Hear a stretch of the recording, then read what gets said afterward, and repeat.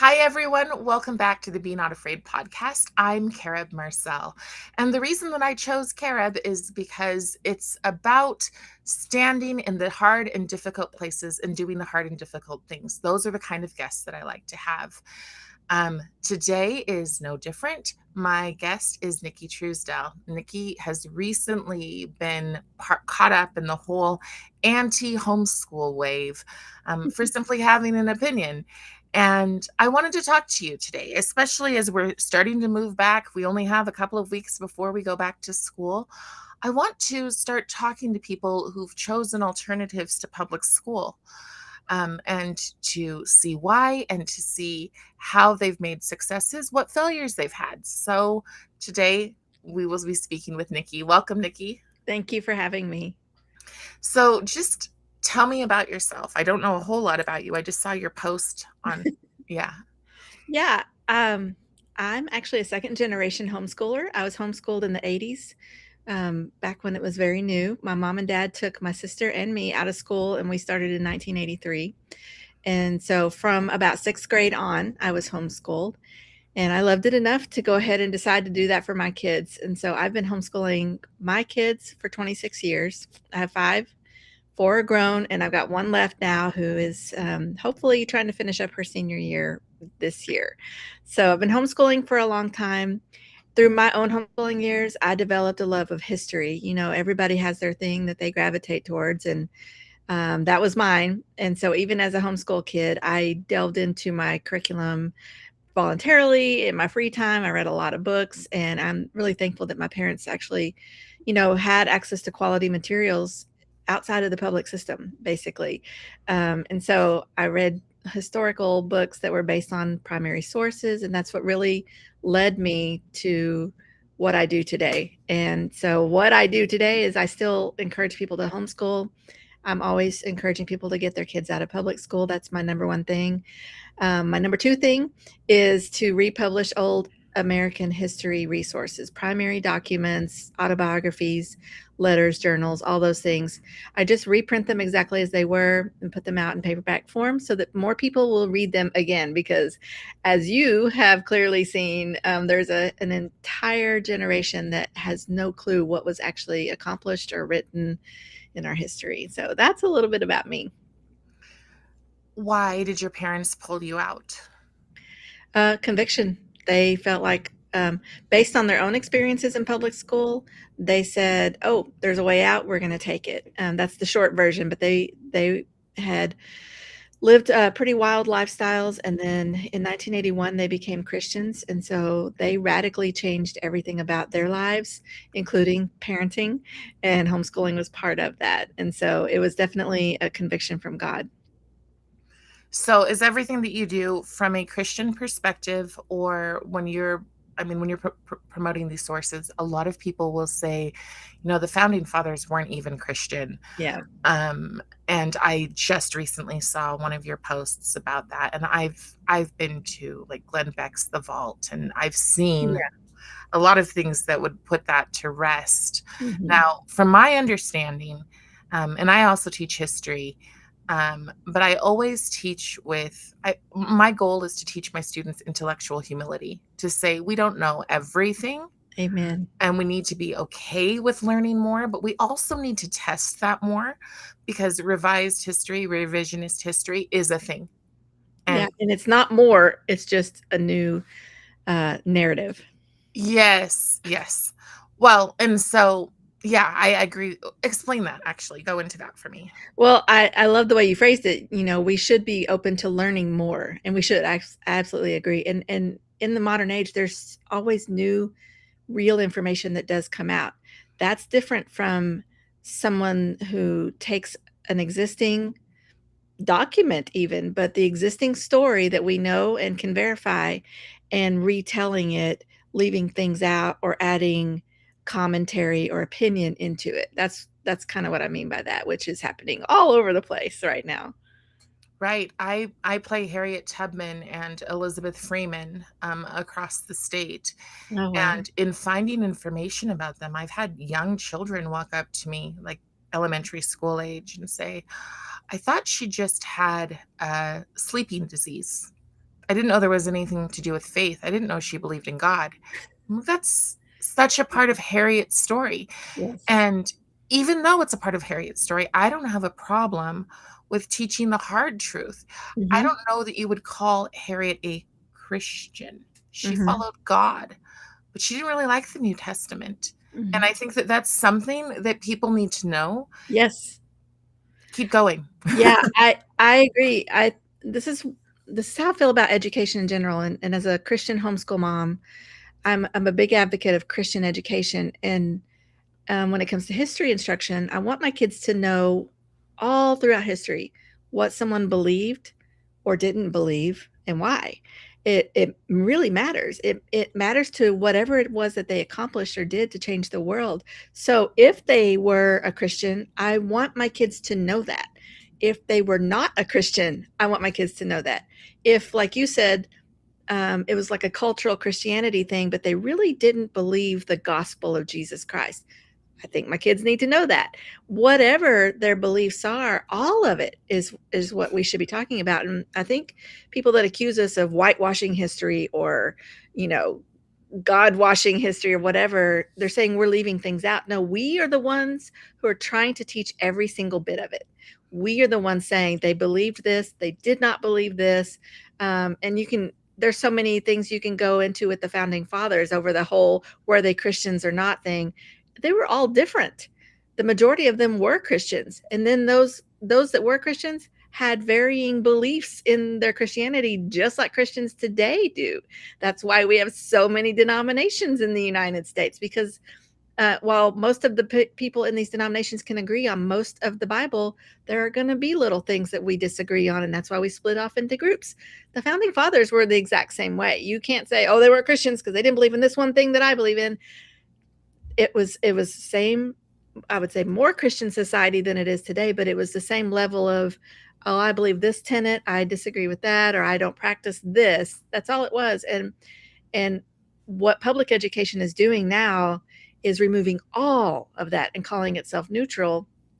And what they're doing is denying kids a full history education, because they're not anything that says God or church or Jesus Christ or faith. They just delete it in an effort to say, well, we're religiously neutral, but that's a religion in itself. That's just atheism or secularism. And so that's not a complete education either. And as I said, we get accused of not giving a full education, but I think we're the only ones, when I say we, the people that are looking at all sides of a person's beliefs, we're the only ones giving the full story. And that's what I'm so passionate about. Right, a well-rounded education. Yes. And I think it's interesting and ironic that people say, well, we don't want religion shoved down our kids' throats because, yes, secularism is actually religion. Very strongly. I'm reading The Devil and Karl Marx right now, Oh, and their belief in their thing is dogmatic. that's a painful book. Extremely. It is. It's extremely, it's a rough one. Yes, I've read that one. I taught a class on communism to a local homeschool group here, and I taught from that book, but with teenagers, I didn't even want to recommend it because it's Right. so dark. I know. But it gives the true picture of communism. Yeah, I Oh, actually we're discussing chapter 5 in our book club, and I'm just like, well, let's discuss chapter 4 and chapter 6.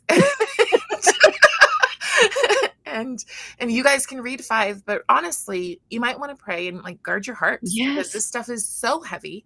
And I'm afraid to even say the kind of things that happened Yeah, because, it's so awful. well, I and we I have taught people 6 who weeks of believe it today. communism, and I just needed, like, several days of Hallmark movies to undo all the damage, Right. It's Yes. so dark, it's so Yeah. ugly and awful, so Yeah. that's the truth. That is teaching the whole story.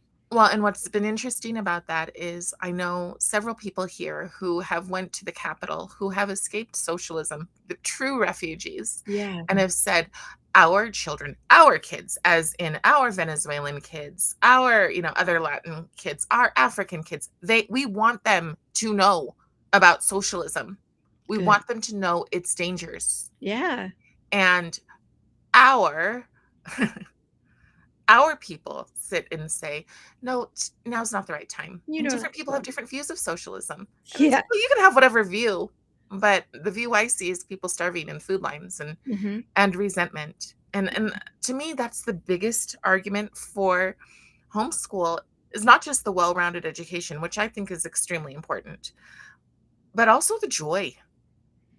Because Yes. I think we're taking that from so many of our young Oh, yeah. people and the mental health crises that they constantly talk about. You don't see it so much. At least I don't see it Yeah. so Well, much in the homeschool world. Do you you? can have a mental health problem when all you're told is that your whole race is bad, that your country is bad, everything that happened here is awful, and there's no joy, there's no hope, there's nothing beautiful about liberty. You know, it's enough to drive you crazy. Well, And it's listen, nihilism. yes, it's of course people have a mental health problem after going through K-12 and university where this is what is taught. It's the undercurrent in every single subject. So you teach in co-ops, you teach Mhm. okay. So do you see a lot of mental health issues? No, no. Keep on. Like, I mean, I because mean, everybody says we're in a mental health crisis. All of our youth are feeling this way, and I don't see it either. I may have one or two kids. I definitely have kids who have bad days and good days. yeah, Not the same. that's different. Yeah, a mental health issue is not the same as being sad or tired or whatever. You know, normal emotions are not a Right. mental health crisis, and I think those are also being confused for mental health issues. But yeah, I've been in the same homeschool Christian co-op for all these years, 26 years, and I think the point is that it is a Christian group, and these are parents who deeply care about their children, and they're with them all day, so they see them and interact with them, and they understand what's going on in their lives.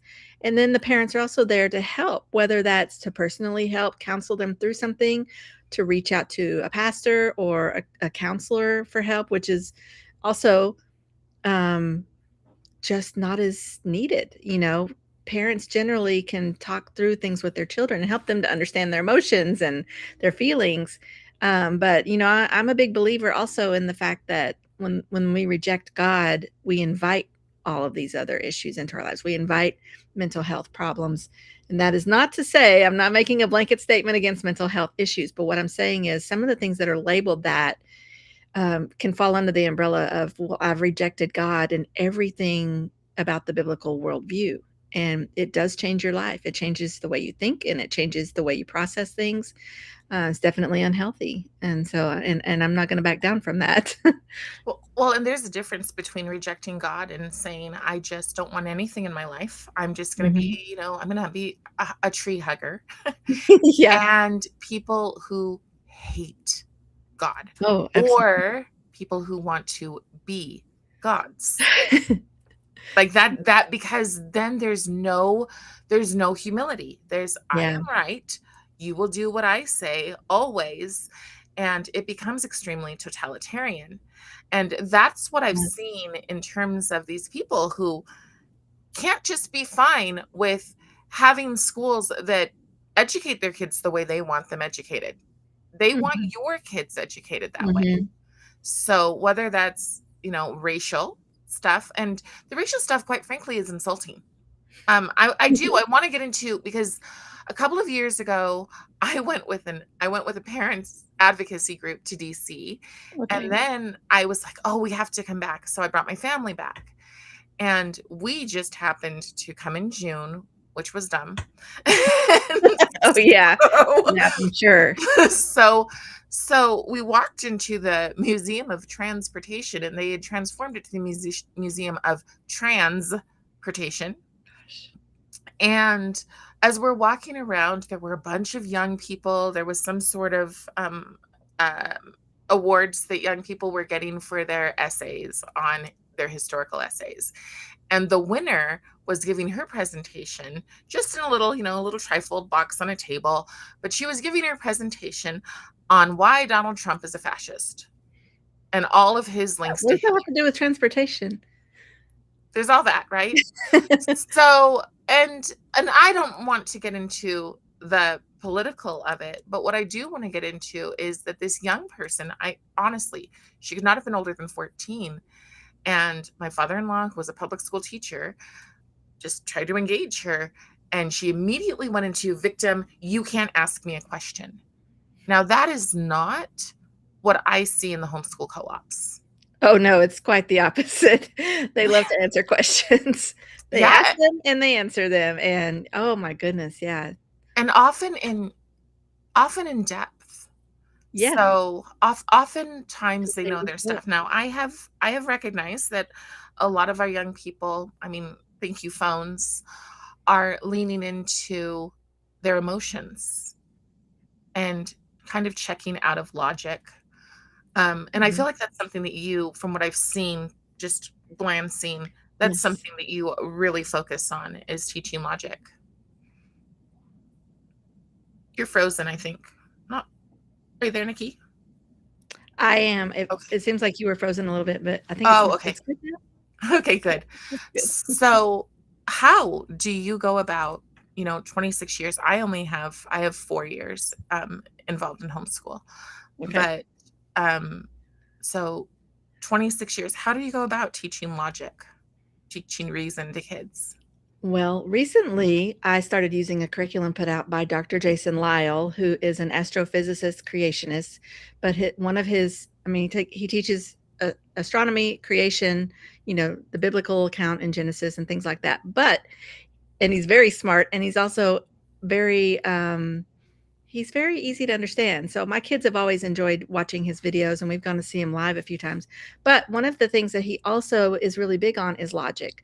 And one time I heard him say, someone asked in the crowd, what can we do to prepare our kids who have been homeschooled, they're raised in Christian homes, but they're going out into the world and they're going to college. What is the best preparation? And he said two things: teach them to know the Bible, teach them a course in logic. And he didn't even have a course in logic at that time, but I think he realized, okay, we need that. So he created a course just for high schoolers. And so the last 3 kids of mine have actually been taking that course. Before that, we just used conversation. And, any thinking parent can do this without any training in logic. You don't have to know the terms for the logical fallacies to be able to spot errors in thinking. And so you have to be able to just have these conversations. And so a lot of times what I would do in the early days with my kids is show them a social media post that was ridiculous. And I would read it to them and then let them see the comments, or maybe comments responding to something that I had written. Let them see these arguments and then say, let's talk about this. What do you think? What would you say? What's your response? What did this person get wrong? What could they have done differently? And so whether you've ever had a course in logic or not, I think we underestimate our ability to think logically. And so just have conversations with your kids. Just use your common sense.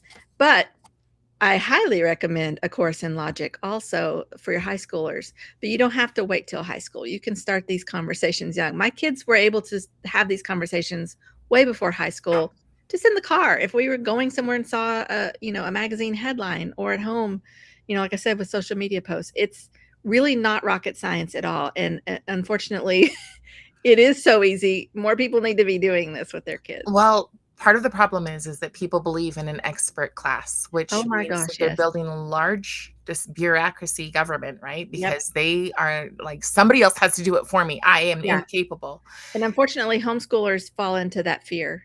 Right.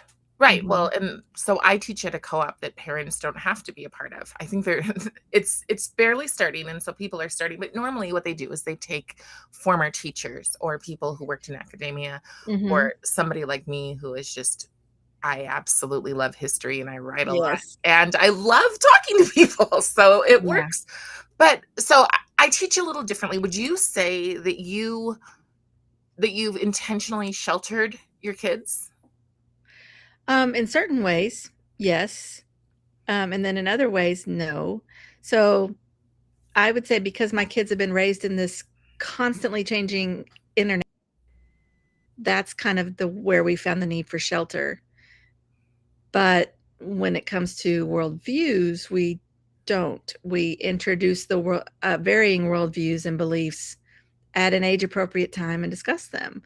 And that can start as young as elementary school when they ask you a question, but also in your curriculum when you're talking about different people around the world and things that happen in history. You can talk in depth about. You don't have to stay on the curriculum. You don't have to only Right. read the textbook and then stop there. You can pause and say, so here's what I think.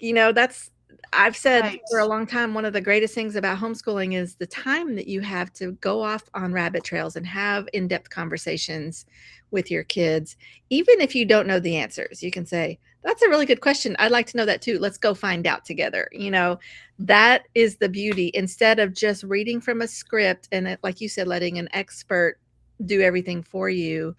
It's not that hard. And so as far as sheltering, we try to shelter them from the ridiculous and the dangerous while still discussing worldviews and helping them to learn how to look at them. And of course, educating them in the biblical worldview all along. And they know that from the beginning. They know that they're learning from a biblical worldview. Oh, I So, say it all the time. yeah, I right. use the term biblical worldview in my homeschool all the time. Yeah. I think that that's so important. When I'm teaching in a classroom, I make a very clear distinction between facts. These are things we know. Let's go look at the evidence. And I pull it up on the big board. Mm-hmm. And these are theories. Some people believe this and other people believe this. Where Right. do you think you might fall? And then I like play because I'm working with kids, right? So I'll be Mm-hmm. like, stand up if you think this is a great idea. Sit down. And sometimes Yeah. they'll stand up and sit down, and the whole goal is to make sure every single one of them, and I think that this is the twist that that's that's being kind of lied about, I guess, Mm-hmm. is that they'll say, well, we want our schools to be safe and welcoming places. Safe and welcoming, let me be super clear, means for LGBTQ. Amen. Thank you for saying that. That I've that's said that that's for a what it long means. time. Yeah. The same thing with kindness campaigns. Yes. I blogged about this many, many years ago. The kindness campaigns were absolutely 100% about LGBTQ kids. Be From the kind to beginning. them, When accept it when them, and Yes. don't question anything. That's Well, all. and I especially the T. I want to hit that really hard, Yes. especially the T, and also, and I think we should get into this race conversation, race and homeschool. Mhm. Um, but the they used, they used George Floyd to say we need to infuse racist stuff, racial focused stuff into all of our education. Mhm. Everything from math and science to history. We need to revise it. The kids need to be able to see themselves. Here's George Washington. Oh, did you know he was black? It's just not the case. Um, Yeah. so I last year was teaching ancient history, and I was talking about Cleopatra, and I said, now you're going to go home and you're going to look it up on Netflix, and you're going to be like, wow, Cleopatra looks a lot like Mrs. B. And I will say, but she didn't. She did not have pigtails in her hair. Mhm. So how do you make it funny but also address the truth? Our poor kids are being lied to. They They're are. being miseducated. Well, one thing I've done with my kids is show them the lies. So I have a copy of Howard Zinn's book, Okay. the history of History of the world. whatever. Yeah. Yeah. But then I also have Mary Graybar's book, Debunking Howard Zinn. And so what I've Mhm. done is read both books together out loud Oh, and say, here's what brilliant. he said, and then here's her response. And then she also attacks his horrid scholarship and his lack of citations and omissions of tons of actual facts of history. And so when we started reading about Columbus and then moved into other parts of American history, I opened the Zen book and I opened the Debunking Zen book, and because I want them to know what everybody around them has been hearing Love and it. has been taught, and then I want them to know, actually, though, there's more to the story. And like I said, these kids that are being trained on Zen history, which whether you've ever heard of Zen or not, you're being trained in Zen history. Correct. They are not getting the full story. We want to give our kids the full story. And that includes when the people that have helped found this nation did things that we don't approve of. That's the full story, Right. the good, bad, and the ugly. And so that's how I approach it with especially teenagers, obviously not the younger kids. Um, I do it kind of as I feel like they're ready for it, and each kid is gonna be a little bit different, but I'd say middle school and up, you can definitely do that. I have my kids read the Communist Manifesto. I want them to know what Hitler said in his own words. That's the most full education. And And then that's the kind of thing that you'd get attacked for. Like, I've yeah. seen people say Oh, I know. they've read Mein There's Kampf, yeah. and it's like, I well, have of a copy course. of it in my bookshelf because it's a primary source and it influenced history. Yeah. And so, yes, we gotta know what everybody said, George Washington and Karl Marx. We need to know what they all said and then judge for ourselves. But man, when you read stuff in context, it's a pretty good education. So how about, have you ever had a situation where you thought you knew something and then you found out, oh, I got this so wrong? Has have Oh yeah. I'm 54, so there's been a lot of years of figuring things out. And one of those things was the Crusades. When I was a young adult, I still thought they were bad. And then I started reading and learning and realized, oh, they didn't last long enough and we need them today. So yeah, and because like I said, I was homeschooled in the 80s. Um, there was still a lot of things that were not being addressed, even in homeschool curriculum then. And I didn't, you know, I'd say even today, I have said this about the Crusades. Even homeschool curriculum barely touches on, yes, this was necessary. And I think it's still a touchy subject for a lot of people today. But so I just grew up thinking kind of what everybody else said. Oh man, the Catholic Church was just killing people left and right. And Mhm. there's so many nuances to that statement right there. Whether you're Catholic or Protestant or nothing. Well, and what you never hear about is the Muslims and what they were doing in Right. terms of, Yeah. why there needed to be something fighting When back. you read that, then you go, oh, so yeah, the Crusades is one of them. There's so many others. Gosh, there's so many things because I grew up in a time of Zen history, even though I was not in public school after junior high. It's still everywhere. The narrative has Mhm. been everywhere in the culture for so long that we're all having to go, wait, what? Wait, is that really true? Even the homeschoolers are having to do that because of all of our institutions have been captured. Yes. So, yeah, even as a homeschooler, even as a history buff and a history lover, you there's only so much time in a day to read all the books. And so the more I read, the more I learn, and the more I say, okay, yeah, that I see this differently now. I'm reading about Alfred the Great right now, Oh, which book? and um, it's just a A bunch of stuff. medieval. Yeah, it's just a history of or it's I just love Alfred yeah, the Great. yeah, but just learning about him and learning um, about how he realized that these people who were completely demoralized because the Vikings had come and just destroyed, Mhm. and he was like, we need a culture. Mhm. And because The last year I evil asked my Anglo-Saxon culture. right, and I asked my students last year about culture, and even though, these are homeschooled kids, they were kind of like, "Oh, we're not supposed to." And I'm like, "Oh my goodness, we are making shields, we are making your coat of Yeah. arms, we are going all on culture and values and valor." And because it's important. It's important that we aren't Yes. just Cultures are so good. well, yeah, and there's good in every culture. And one of the words that I love teaching my students was the word nuance. Yes. Yeah. We're going to Louisiana in a few weeks. We're going to New Orleans, and watching the history of New Orleans again, nuanced. Mhm. Some things that Jackson did, not so good. Some Mhm. things that he did were Mhm. amazing, and that's true about all of us, right? So Yeah. but we're not. I mean, was told by a friend that their teacher, who's part Native American or maybe all Native American, will not be teaching Thanksgiving because her family walked on the Trail of Tears. And I said, Mhm. yeah, my response would be, so are you going to also avoid the part about how Native Americans had slaves? Yeah. I'm like, Very good question. I'm And sorry, but sometimes they had black slaves. yeah, no, the Right. Native Americans did have black slaves. Yeah. on the Trail of Tears. And I'm like, are we going to ignore that part because you Yes, yes, just we want are. your students to know that you were a victim, Right, even though you weren't? right. And it's not healthy for kids to always be looking back. This is how the African American community, and not all, let me be so clear about that, but this is how so many in the African American community have failed to progress as other groups have progressed, Mhm. because they're taught look back, and look back in anger.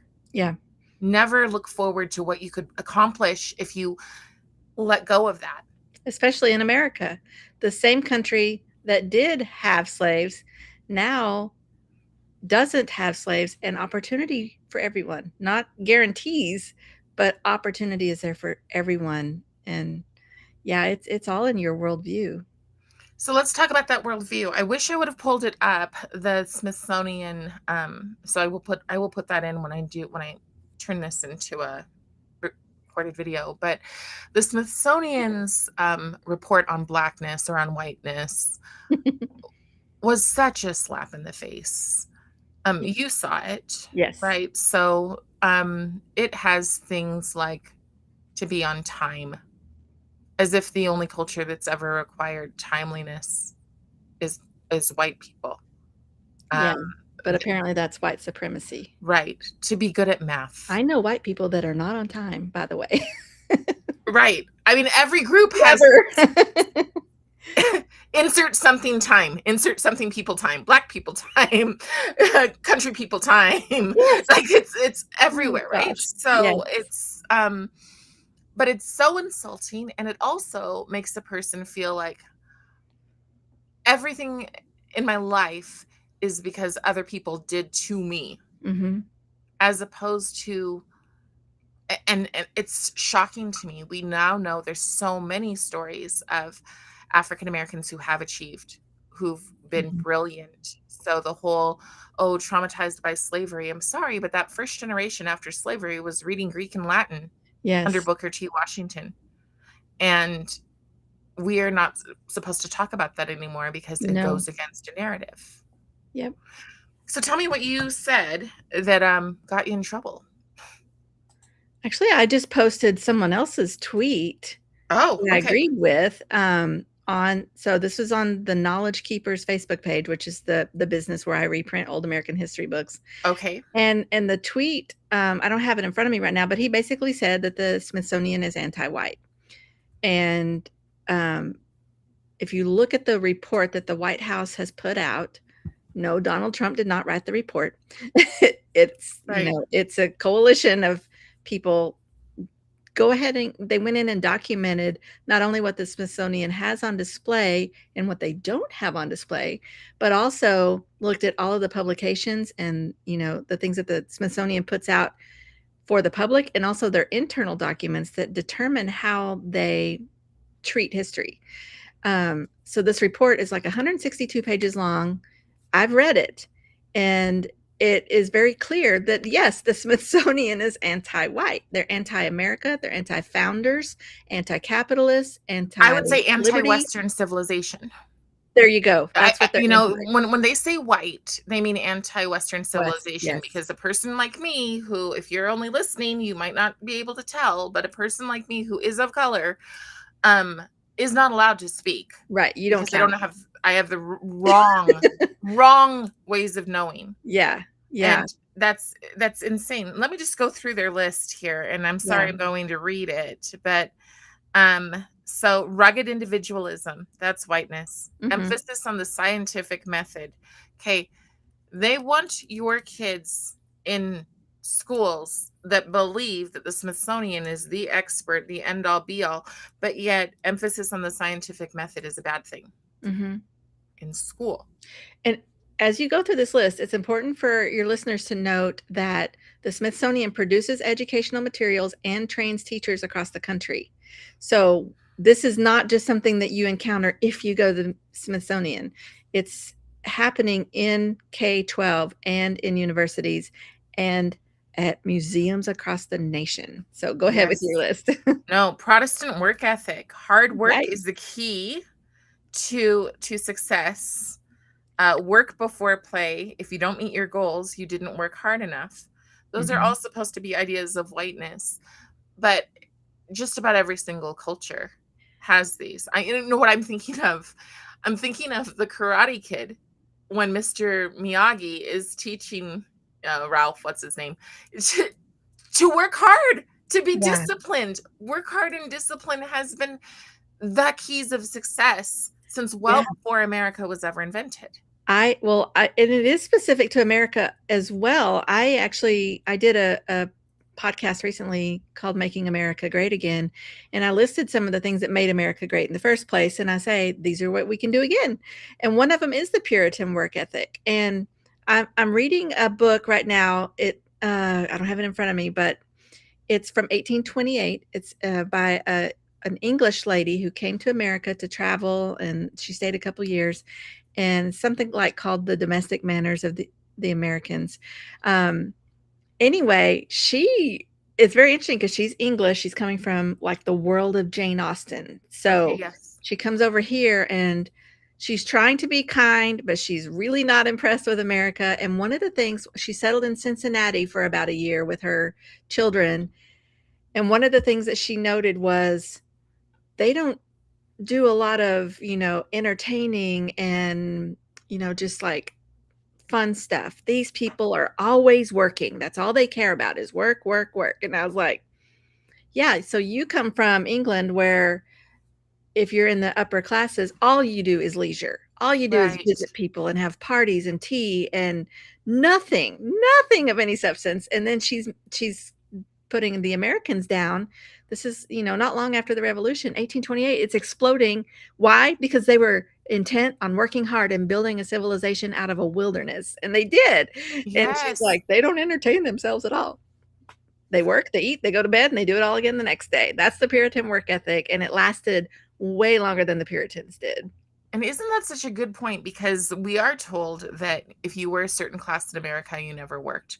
But we know that the founding fathers, I mean, they were farmers, they were lawyers, they worked. So, Yeah, they may not have had a minimum wage job, but people have such a right. hard time looking past what we know today and understanding previous times and cultures, but they worked. They had Well, there's multiple. also the elitism to pretend that there weren't people living, barely making it in Europe Mhm. forever. Exactly. Like, Yes, so while you peasant didn't class. see that in your lofty world, there were many people dying.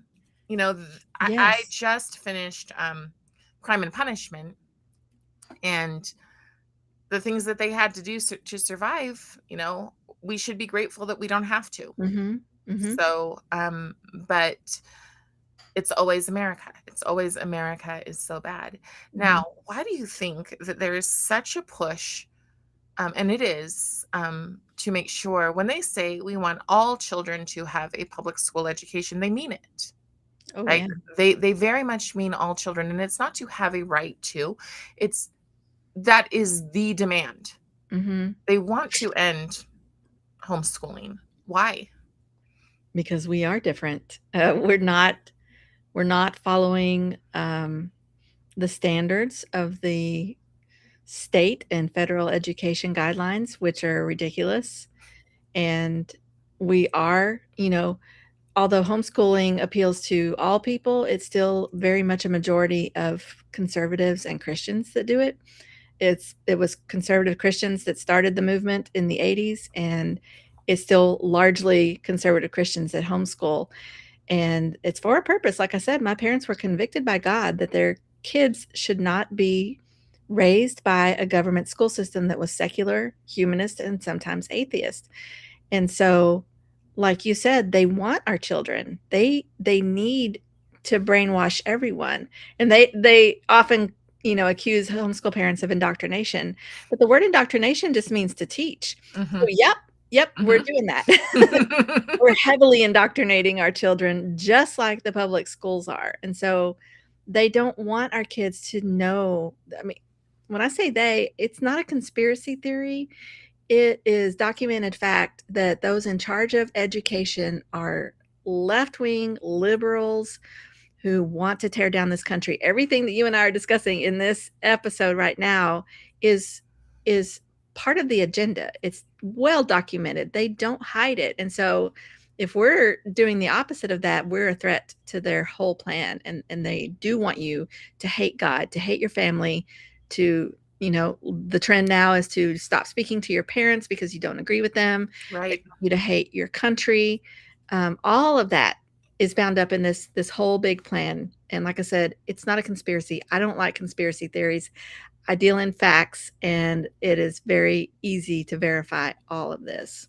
Well, if you go back to social and emotional learning, which is a huge push in our schools, Mhm. the people, John Fetzer, who started the Fetzer Institute, he he had some very interesting beliefs, and I would say totalitarian beliefs. Yeah. And that's what's going in the schools. So not only are the kids not being taught to be well-rounded, because they're not, they're No. being taught specifically that certain people are not worth existing Yeah. in polite society. I mean, Mhm. I live in Utah. I was here when, 10 months ago, and the amount of people who just sort of went blink, blink, nothing happened, don't care, Yeah. and that was nicer than what a lot of people were doing. It's frightening. But I think that that was more frightening, to know that there were teachers at that university going, blink, blink, nothing happened. We're on, carry on with class, as if Yeah. a life doesn't matter.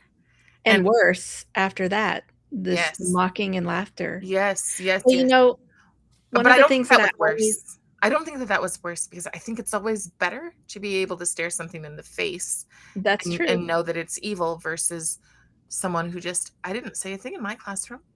And Yeah. it's so cold, and it's so, I just think it's repeating history.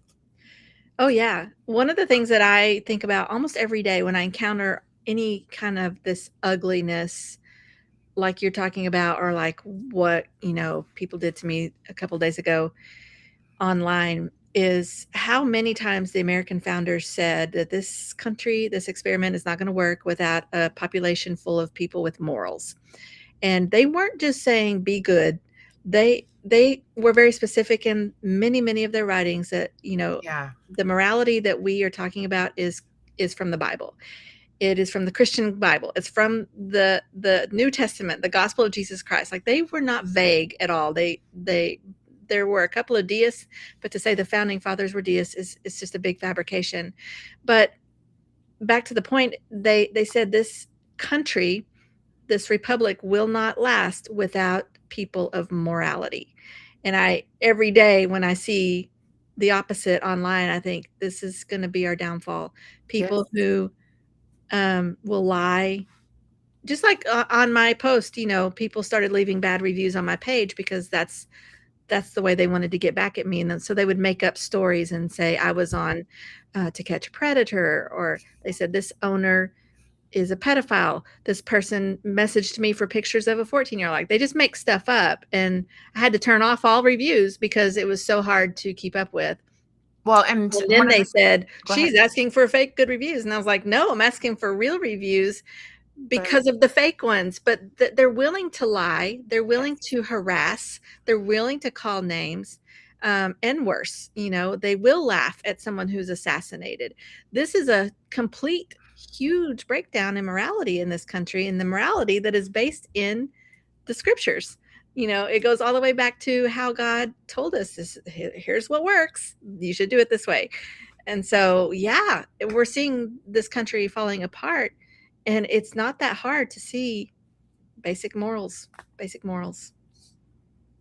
When I think of joy, I use the acronym Jesus, others, and yourself. Mhm. Um, and when you look at the world, and you're focused on others, how can I help others? How Mhm. can I be a light? Mhm. Um, you genuinely are able to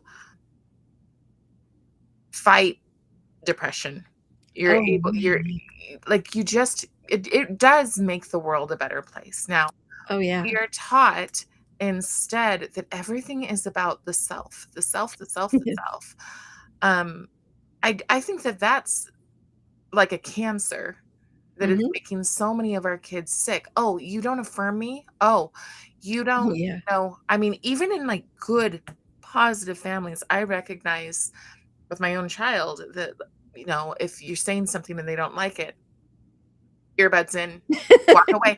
And we laugh, but it's actually, I think, far more serious than that It is. because they are being taught, well, they're not abandoning us. They're not going to the children's center down the street, right? They're just checking out.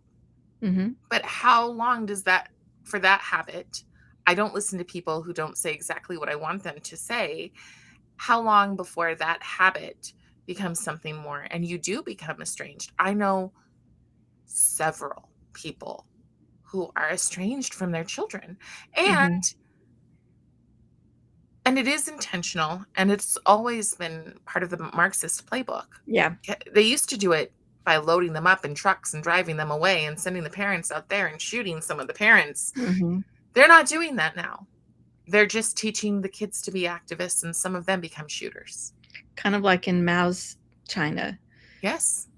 What we're seeing now is what they did then, and dividing the parents from the children and calling their parents stupid and backwards and Yes. ignorant. That's exactly what's happening in America right now. Eritrea did the same thing. Eritrea told their people that their families, their old traditions, old values, old Mhm. beliefs, that they were all something backwards. Mhm. Specifically, backwards was when I interviewed a person. Um, and yes, absolutely. But in America, the way that it's different is it looks glossy. Again, I live in Utah, the place where everybody has a fifth grade presentation where they wave their flags and sing American songs, and everybody goes, "Oh, there's nothing to worry about here." Yeah. Um, but we are the place where the teachers blinked and said, Mhm. "Nothing to worry about. You saw Mhm. nothing," you know? Um, Yep.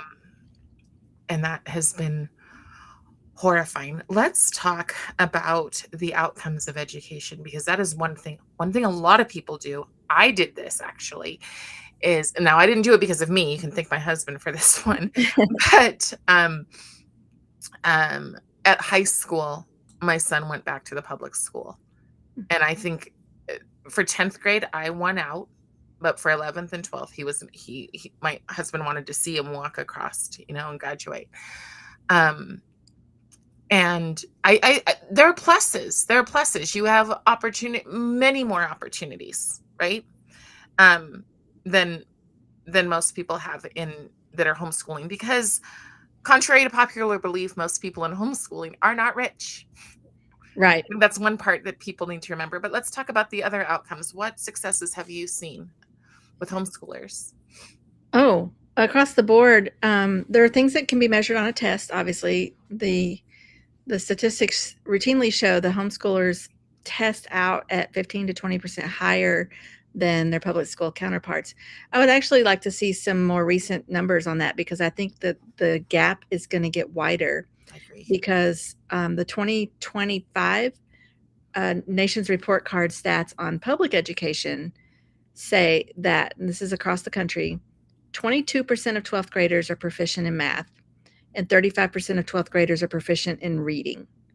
So those are pretty dismal results. And if the homeschoolers are already testing above the public schoolers, and public school keeps on the path that they're on, it's just the gap is going to get wider. But then there are things you can't measure on a test, like the ability to have a conversation, like we talked about. How many books they're reading. It's all over the news now that public school kids are often graduating without reading one single book. They're Yeah. entering college without having read a book. They're And getting now excerpts. colleges are not even Mhm, enforcing book reading. mhm. Um, and then, like we've been talking about this whole time, worldview is it can't be measured on an exam. Worldview, the ability to think critically, the ability to use logic in different situations, those are the things that we can't necessarily measure, but you can see. And just I think people, I get a lot of people, a lot of trolls will say, "Oh, all homeschoolers are idiots and they can't carry conversation."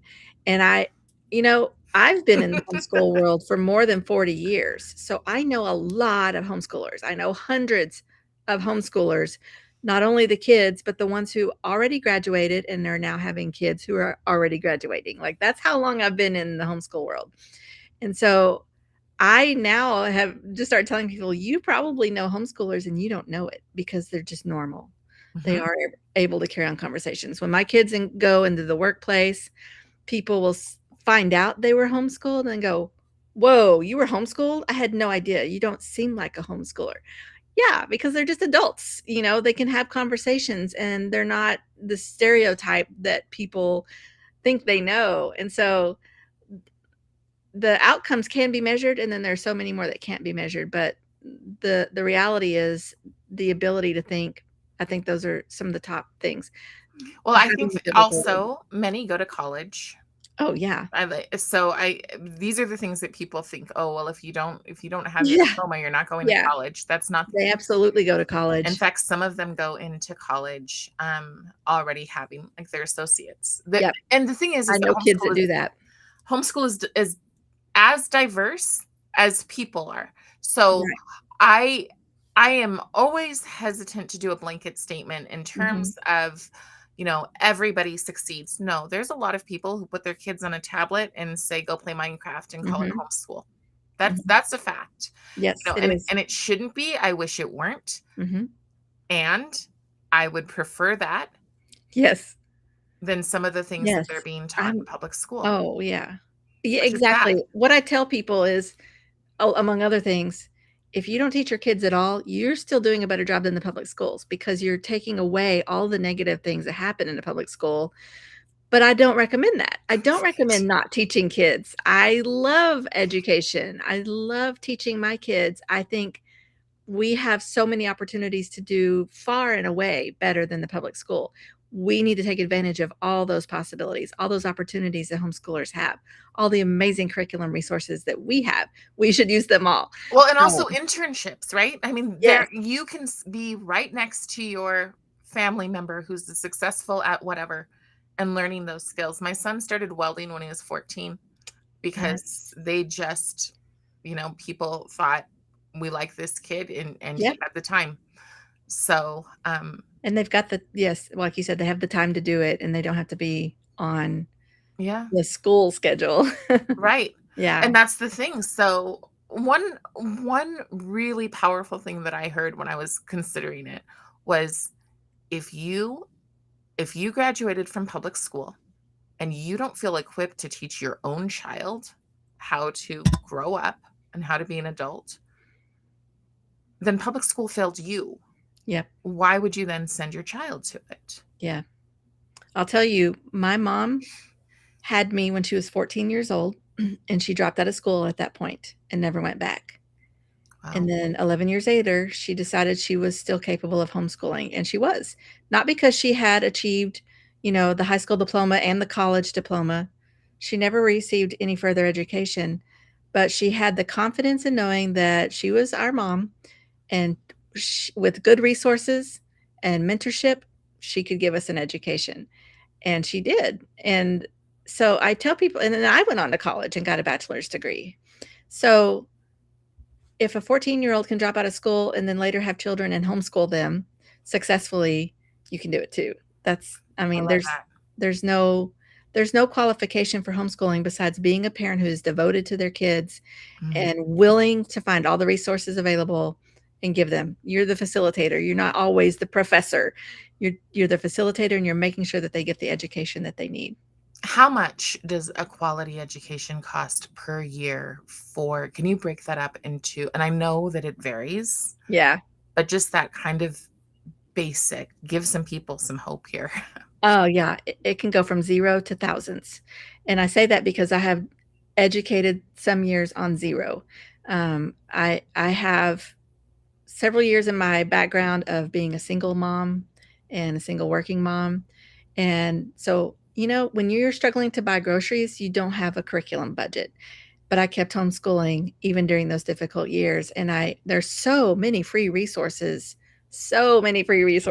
for education, quality resources, and so I just started digging for them. I taught my second daughter during this very difficult time, I taught her to read with a used handbook for reading from Abeka. It's just like this one little blue book.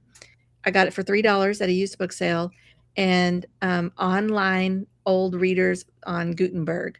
the old classic kids readers that had Oh, yeah. phonics Yeah. sentences. That's how I taught her to read.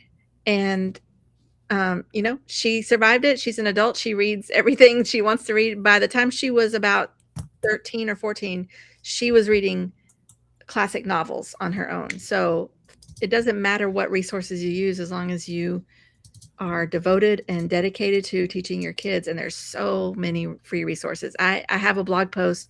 I probably have a couple on my website where I list free resources, and the list is not even close to being exhaustive because there's so many. But I mean, you can get an encyclopedia set, you can go to the library, you can search out some really good educational YouTube channels, and then there are tons of people who put out free downloadable resources that you can just use on your computer, and you don't even have to print them. You don't even have to have a printer and paper. You can just read them on your screen. So the possibilities are endless. If you want to spend money, you can spend it. You can buy used curriculum. You can trade back and forth with friends that you have, and then you can buy new curriculum. You can spend a few $100s on a whole set of new curriculum, or you can spend thousands. That's the beauty of it. And, I'm just going to throw out the capitalism word because that's what the homeschool market is. It's a free market, and the options are endless. And I would say be careful though with what you're getting, because I got exposed to all of this in 2020, when everything in the world became free, and there was a ton of stuff that was pushing all the things. Oh yeah, In public definitely. school at home for sure. Yeah. And Yes. Public it's school at home is different.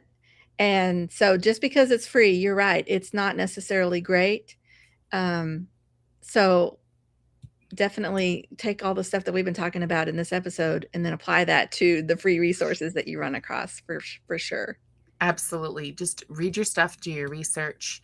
Yeah. When you go to the museums, let me wrap up here. When we went to the museums and we saw these things, I realized very quickly that at every single museum, I need to pull out my phone and I needed to take Yes. notes and say, okay, well, this is what they're saying, what's really true. And then I would sit outside, buy my son a popsicle, and we would talk about what we just saw, Yeah. what was true and what wasn't, and why would people lie. I think that that is the most important thing, and I'll probably say this over and over in the next few episodes. The most important thing to tell your kids, and it's a hard bitter pill to swallow, is that people will lie. Educators will lie. I am watching these propagandists constantly say, well, homeschoolers don't want their kids in school because they're indoctrinating them, but isn't that what they're doing? And they're not even answering that, yes, we're indoctrinating your kids. They're just saying, look over there, right? Somebody is, no matter where your kids are, somebody's indoctrinating them. Exactly. So you have to ask, what is my goal for education? Who do I want my children to be? And that does not mean that you're cookie cuttering them. You will be this person. It's saying, what ideals, how am I going to help them be the best version of themselves, not myself projected on them, but themselves. Yeah. How am I going to do that?